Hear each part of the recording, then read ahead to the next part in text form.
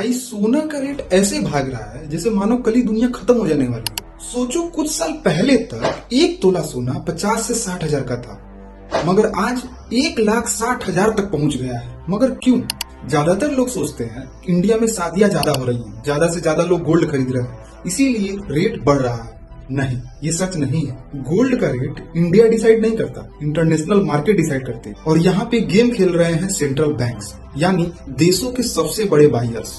World gold council के मुताबिक पिछले 3 ईयर से सेंट्रल बैंक्स हर साल 1000 टन से ज्यादा गोल्ड खरीद रहे हैं, और ये हिस्ट्री में रेयर है। इसमें इंडिया की reserve bank of India, China, Poland जैसे कई बड़े देश शामिल हैं। दुनिया का कोई भी ट्रेड डॉलर में होता है, और डॉलर में ट्रेड होने का मतलब अमेरिका के पास पावर, यानी वो जब चाहे तो किसी भी कंट्री का ट्रेड रोक सकता है। रसिया यूक्रेन वार के दौरान जब रसिया के डॉलर रिजर्व फ्रीज किए गए, अमेरिका ने उनपे कई सारे सैंक्शंस लगाए, तब जाकर देशों के सेंट्रल बैंक को समझ आया कि जब डॉलर आता है तो पॉलिटिकल रिस्क के साथ आता है। तो सभी कंट्रीज को फ्यूचर से डर लगा कि उनका डॉलर रिजर्व सेफ नहीं है, तो उनको शिफ्ट करना था। और गोल्ड कभी फ्रीज नहीं होता, किसी भी कंट्री से कंट्रोल नहीं होता, इसीलिए बोला जाता है गोल्ड इज गॉड करेंसी।